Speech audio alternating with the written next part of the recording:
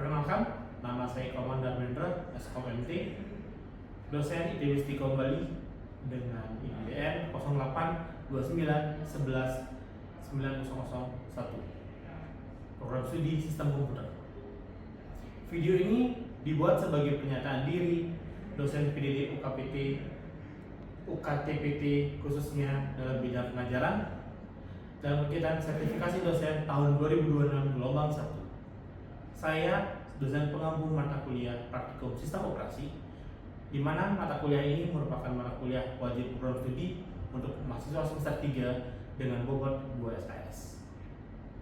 Nah, CPMK pada mata kuliah ini itu adalah satu, mampu menerapkan prosedur pemeliharaan sistem berbasis komputer untuk memastikan kestabilan dan fungsionalitas sistem sesuai dengan standar industri atau standar baku yang berlaku. Kedua, mampu mengkonfigurasi perangkat jaringan dasar komputer untuk mendukung sistem komunikasi antar perangkat. Nah, materi tentang pengenalan praktikum sistem operasi ini akan diperkenalkan untuk materi pertama.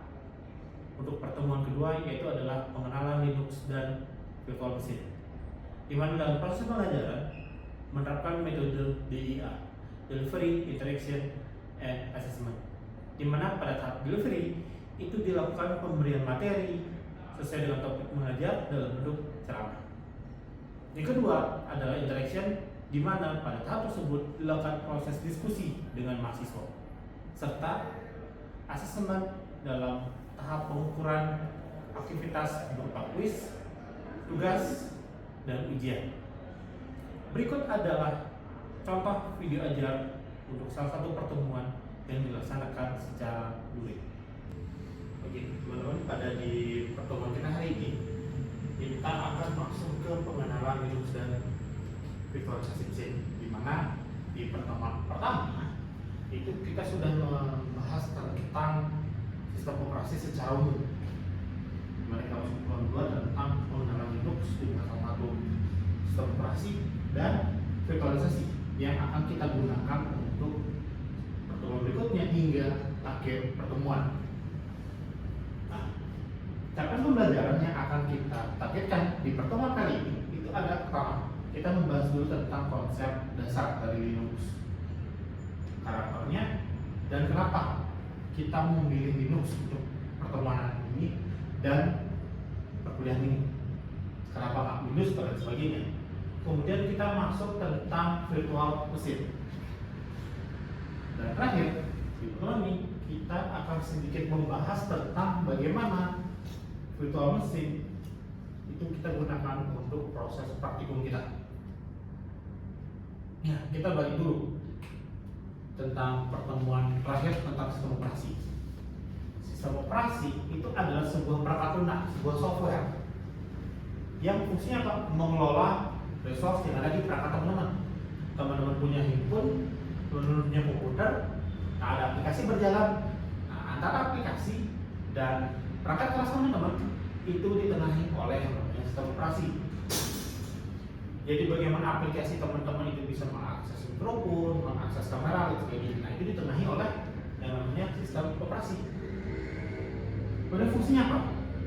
Yang pertama, itu mengelola CPU. Kita tahu sendiri di hardware teman-teman, di handphone, laptop, sebagainya pasti ada CPU-nya.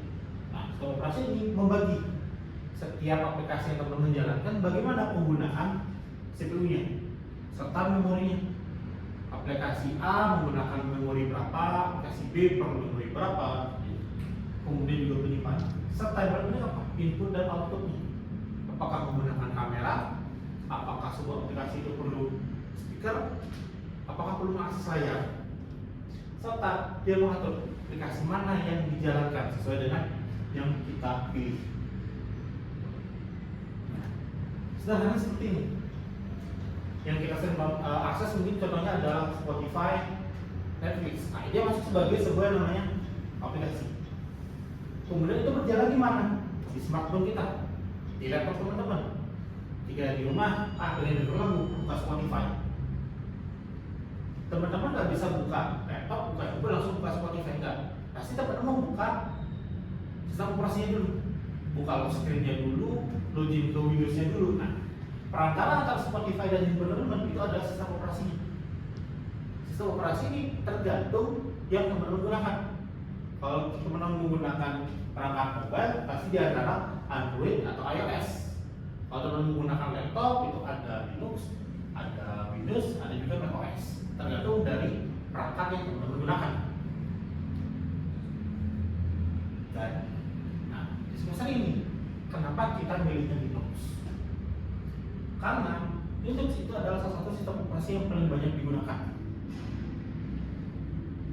Dia berbasis Unix dan dia bersifat open source.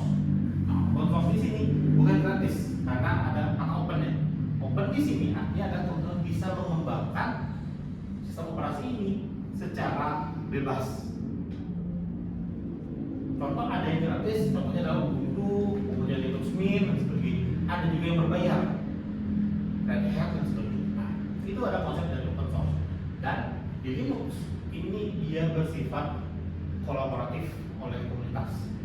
Kalau teman-teman mengalami kendala, teman bisa lempar pertanyaan ke komunitas di sistem operasi tersebut. Di mana itu yang menjadi pengembangan yang terbesar di Linux sendiri. Karena itu bersifat open source, teman-teman boleh mengembangkan sistem operasi teman-teman sendiri. Kemudian itu teman-teman mau rilis ke publik, boleh. Asal teman-teman mencantumkan versi sistem operasi Linux yang teman-teman gunakan sebagai dasarnya itu adalah sistem operasi yang versi apa? Nah, sejarah singkatnya 91 ada seorang bapak bernama Linus Torvalds. Dia mengembangkan sebuah kernel Linux sebagai proyek pribadi. Ini teman pernah lihat logo Linux itu ada penguin. Nah, kenapa dia pilih logonya penguin? Karena dia pernah ke kebun binatang, dia digigit oleh penguin. Rasa luka, tapi dia penasaran dengan penguin itu. Makanya dia memilih logo penguin sebagai logo Linux. Kemudian berkembang, Linux itu menjadi versi yang kita lihat sekarang, ada banyak, dan itu digunakan sebagai sistem operasi yang sangat masif. Paling sukses itu di mana? Server. Kemudian di cloud computing, dan yang paling banyak ada di handphone yang teman-teman gunakan. Android dia berbasis Linux. Karena open source itu bisa dikembangkan. Samsung mengeluarkan versi One UI-nya, kemudian ada Xiaomi, kemudian ada beberapa Android yang lain. Mereka bebas mengembangkan asal mereka menyampaikan mereka menggunakan versi Linux apa dan dari asalnya apa. Contohnya adalah One UI punya Samsung itu menggunakan dasar dari Linux Pure OS dari Google. Nah, karakteristiknya dua karakteristik itu yang menjadi karakter utama karena orang sangat tertarik menggunakan Linux. Pertama, open source. Sudah sebelum saya mention, teman-teman bebas menggunakannya, bebas mengembangkannya, bahkan mengeluarkan versi teman-teman sendiri, asal tetap menampilkan sumbernya dari sumber mana. Yang kedua, gratis. Teman-teman mau menggunakan untuk server kalian bikin website, bikin apa dan sebagainya, teman-teman biar gratis teman-teman menggunakan server Linux boleh. Kemudian dia stabil dan aman karena didukung oleh komunitas. Ketika ada problem, karena yang mengolahnya ada banyak orang, ada ribuan orang, itu biasanya cukup cepat untuk bisa diselesaikan masalahnya. Dan dia mendukung berbagai arsitektur komputer. Ketika teman-teman punya laptop yang sudah 4 tahun, kalau diinstalkan Windows itu masih sudah lama. Tapi kalau Linux itu teman-teman tinggal pilih Linux apa yang kira-kira sesuai dengan versi hardware itu, dan dia masih bisa berjalan. Dan dukungan aplikasi juga banyak, termasuk juga yang baru berada di 5 tahun terakhir, SteamOS, sistem operasi untuk gaming yang dibangun oleh Steam. Nah, itu menggunakan basis Linux. Dikhususkan apa? Untuk performa di handheld mereka untuk main game. Nah, ini karakter yang tadi. Dan stabil yang paling utama. ketika sebuah Linux itu sudah berjalan di sebuah hardware, selama hardware itu tidak ada teman-teman ganti sampai 5 tahun kemudian masih berjalan dengan stabil. Kecuali kita berbicara tentang keamanannya. Kalau keamanan berarti perlu diperbarui secara rutin. Kemudian jarang membutuhkan restart. Nah ini penting kalau teman-teman punya server. Bayangin teman-teman punya website, itu websitenya itu harus restart 1 hari sekali, repot. Kalau kita punya website kan pengennya 24 jam menyala, tidak ada kendala. Makanya banyak solusinya apa? Menggunakan Linux.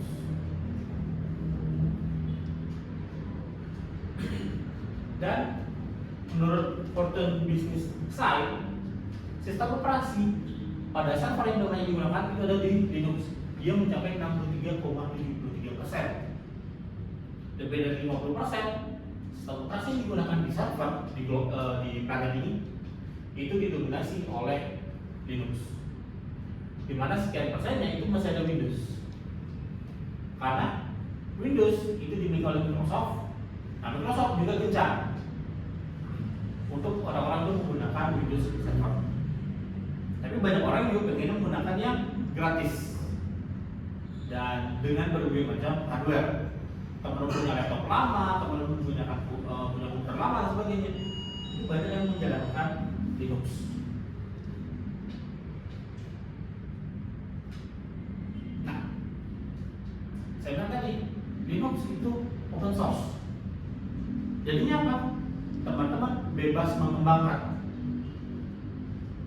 Sebagai contoh, teman-teman mendapatkan proyek bikin nasi goreng. Teman-teman tahu resepnya. Nah itu teman-teman bisa kembangkan. Nasi goreng itu apa? Nasi goreng seafood. Nasi goreng cumi, yang cumi saja. Nasi goreng ayam, dengan berbagai jenis toppingnya, tapi tetap dengan dasar nasi goreng. Dan tidak ada aturan bahwa nasi goreng yang mana itu punya lisensi, enggak. Teman-teman bebas mengembangkan. Nah itu konsep open source. Selama teman-teman tetap nasi goreng seafood, tetap ingat dasarnya dia adalah nasi goreng. Nah begitu juga di Linux. Di Linux yang paling banyak orang menggunakan Ubuntu misalnya.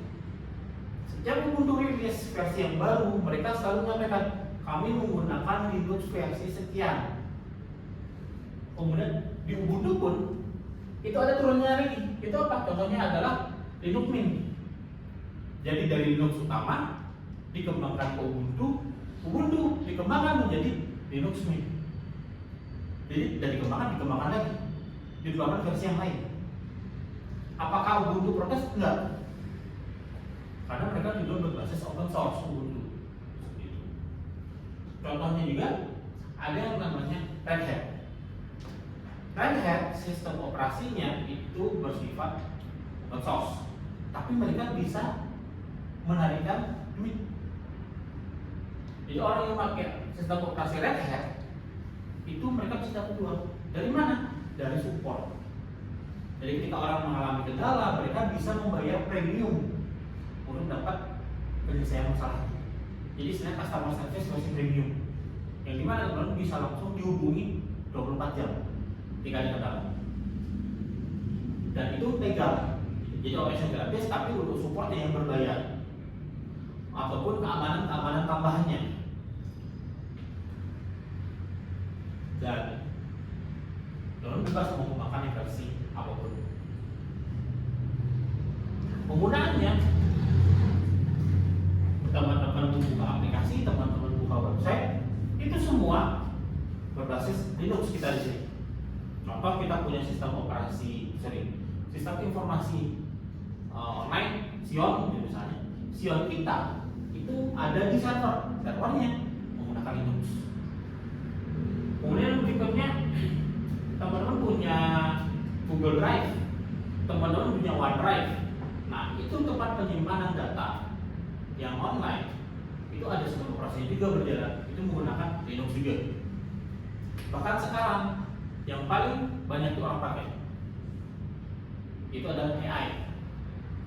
Bahkan sampai sekarang teman-teman bikin aplikasi langsung buatkan saya aplikasi dengan syarat seperti ini. Langsung dibuatkan. Nah, itu berjalan di superkomputer. Superkomputer yang berjalan menggunakan Linux. Karena dia sangat optimal dalam menjalankan atau menggunakan sumber daya yang ada. Nah, posisi Linux itu ada di mana? Dia ada di tengah-tengah. Teman-teman mengakses sesuatu, mengakses Yon itu misalnya. Itu dari mana? Dari internet. Entah itu teman-teman dari rumah, lagi ada di kafe, lagi di mana, itu teman-teman aksesnya ke jaringan internet. Kemudian teman-teman ingin mengakses Sion, webnya Sion. Nah, itu akan teman-teman melintasi yang namanya Linux server. Di mana website ini ditaruh di sebuah server, di sebuah komputer yang ada di internet. Di mana komputernya ada sistem operasinya, itu adalah Linux. Kalau teman-teman membuat website sendiri itu kan masih di localhost. Tapi localhost tidak bisa diakses dari luar. Kita taruh di hosting, kita nyewa hosting. Hostingnya biasanya menggunakan Linux server. Nah, kemudian untuk perkuliahan kita akan menggunakan yang namanya virtualisasi. Kenapa? Karena kita menggunakan sistem operasi yang berbeda-beda. Contoh di saya menggunakan macOS. Di teman-teman ada yang menggunakan Windows, mungkin ada juga yang menggunakan macOS. Tidak mungkin dong saya minta teman-teman semua install Linux di komputer teman-teman. Nah, tapi supaya kita tetap bisa praktek di praktikum ini, yang kita gunakan adalah virtualisasi. Di mana teman-teman menjalankan sistem operasi di dalam sistem operasi yang lain. Ibaratnya teman-teman punya kantor, di dalam kantor teman-teman ada kantornya lagi. Dan di dalam sebuah virtual mesin itu teman-teman bebas menginstal sistem operasi apapun yang teman-teman inginkan. Di mana pada di perkuliahan ini yang kita gunakan adalah sistem operasi Linux. Nah, kalau teman-teman menggunakan virtualisasi, untungnya adalah kita tidak perlu mengubah sistem operasi utama. Teman-teman mau menggunakan Windows 11, ada yang menggunakan macOS, nggak apa-apa. Dan virtualisasi tidak akan mengganggu sistem operasi teman-teman. Dan dia aman. Jadi meskipun sistem operasi virtualnya itu ada bermasalah, crash dan sebagainya, itu tidak akan mengganggu sistem operasi utama teman-teman. Dan kalau ada masalah nih, nggak bisa kita perbaiki, kita tinggal hapus dan kita buat kembali. Atau kita restore dari versi yang sudah ada. Kita pernah bikin backup, itu bisa kita kembalikan.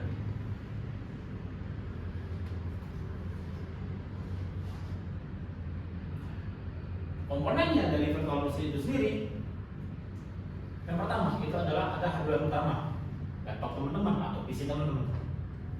Kemudian di komputer teman-teman atau laptop teman-teman itu ada sistem operasi utamanya. Itu ada Windows 10, Windows 11, macOS dan sebagainya. Kemudian di OS utama teman-teman itu kita menginstal yang namanya hypervisor. Hypervisor itu sendiri itu adalah aplikasi untuk virtualisasi. Ada banyak. Ada yang gratis, ada yang berbayar. Tergantung keperluan kita. Karena kita di proses akademis pembelajaran, kita cukup menggunakan versi yang gratis atau open source. Kemudian di dalam aplikasi virtualisasi itu baru kita menginstal yang namanya sistem operasi biasnya, di mana itu adalah Ubuntu server. Nah, di sini kita akan menggunakan Ubuntu server, di mana kita akan menggunakan versi terbaru.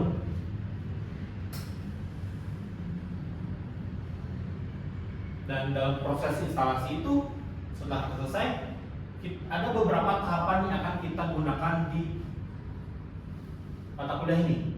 Yang pertama, kita akan belajar proses administrasi sistemnya. Kemudian bagaimana melakukan konfigurasi. Kemudian ada shell script sampai yang namanya otomatisasi. Nah, kenapa kita perlu belajar seperti ini? Karena sempat kita mention tadi, Linux digunakan di server. Nah, salah satu keuntungannya adalah dia bisa berjalan 24 jam dengan sumber daya yang minim. Sehingga ketika kita belajar itu, terutama nanti teman-teman bikin aplikasi dan sebagainya, teman-teman jika memiliki pengetahuan bagaimana melakukan konfigurasi Linux ini, kita akan lebih membantu untuk pengembangan aplikasi teman-teman, pengembangan website teman-teman. Contoh, teman-teman buat aplikasi jual beli, teman-teman pasti perlu yang namanya pembuatan laporan. Tapi biasanya pembuatan laporan itu adalah ketika jam sepi. Contoh, kalau teman-teman punya toko fisik, punya warung misalnya, pasti pencatatan laporannya adalah di malam ketika tokonya menutup. Tapi kalau webnya online, teman-teman punya e-commerce, dia kan jadwal 24 jam. Apakah teman-teman harus begadang di jam 12 malam melakukan backup dan membuat laporan? Kan enggak. Nah, kalau teman punya pengetahuan untuk administrasi Linux ini, teman-teman bisa membuat yang namanya proses otomatis, di mana kita membuat aturan untuk menjalankan proses backup, proses pembuatan laporan di jam 12 malam biasanya, dan berjalan 1 minggu sekali di hari Sabtu misalnya, dengan kebutuhan teman-teman. Atau bagi yang pengembang sistem, kita pasti perlu yang namanya melakukan proses backup database, backup sistem dan sebagainya. Nah, dengan cron job itu kita bisa membuat aturan proses backupnya dilakukan di hari apa, di jam-jam berapa. Jadi kita sebagai administrator, sebagai programmer nggak perlu berapa, wah hari Sabtu 1 jam lagi saya harus melakukan proses backup. Kadang kita lagi di rumah, kadang kita istirahat atau kita harus buka laptop untuk melakukan backup. Itu kalau memang pengetahuan. Tapi kalau kita punya pengetahuan tentang Linux, kita bisa menyuruh dia buatkan proses backup. Jalannya 1 minggu sekali ya, cuma di hari Sabtu. Dan yang kita gunakan adalah Ubuntu Server, sistem operasi yang paling banyak digunakan. Oke, dari teman-teman, di sini berapa orang yang menggunakan Android? Misalnya iPhone. Ya. Nah, sedikit membahas keduanya itu. iPhone itu berbasis sumber tertutup. Kalau saya bilang kita membahas yang namanya sumber terbuka. Ini dia berbasis sumber tertutup. Kalau iOS, jadinya apa? Kita tidak punya izin melakukan pengoprekan di sana. Kalau Android boleh, makanya banyak vendor menggunakan Android. Kalau iOS cuma dikembangkan oleh satu, yaitu adalah Apple aja.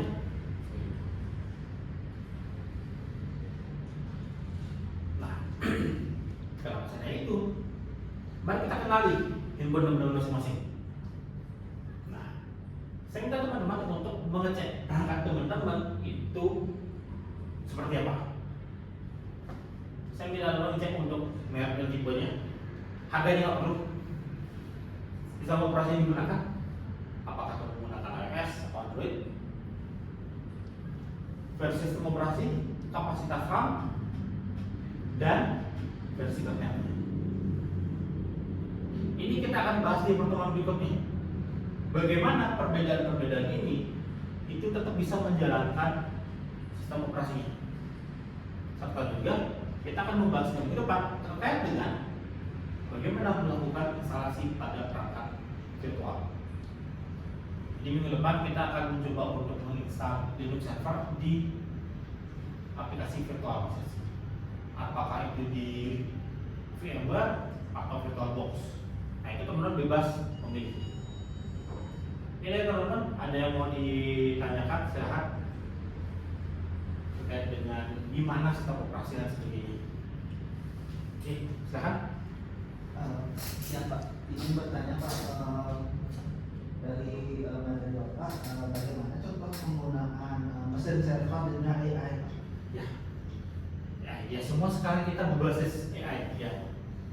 Bahkan dari yang kita bertanya sampai kita melakukan sesuatu sekarang serba diakomodasi oleh AI. Bahkan sampai bikin gambar, jadi gambar. Nah, AI itu adalah sebuah pengetahuan yang sudah dibuat sedemikian rupa sehingga dia bisa mengakomodir semua kebutuhan teman-teman. Makanya kalau melihat ada yang AI yang untuk coding, ada yang AI yang untuk bikin gambar, ada AI yang bikin video dan sebagainya. Tapi ada juga AI yang kebutuhan umum. Dia bisa melakukan sekian hal lain tapi tidak spesifik. Gitu.